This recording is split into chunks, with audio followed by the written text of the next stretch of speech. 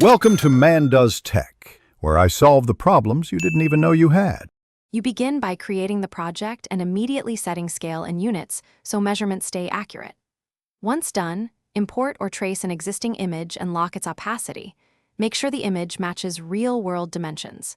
Next, define wall types and thicknesses.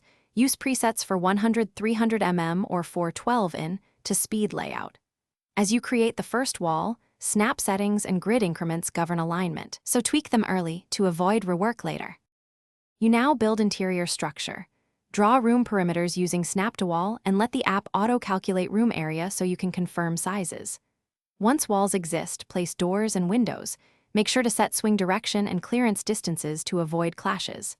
Then add fixtures, cabinets, sinks, toilets, outlets, placing items on their proper layers.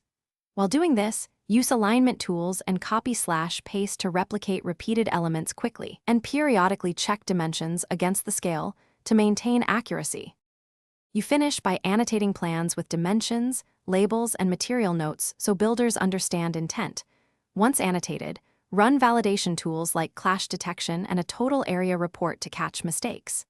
If errors appear, undo recent changes and isolate the conflicting layer, then remeasure and retest. Finally, export in the required format, PNG or PDF for visuals, DWG for CAD, or share a cloud link. Troubleshooting tip: if exports fail, clear hidden layers and reduce image resolution, then retry the export. Thanks for watching. If you found this helpful, don't forget to like and subscribe.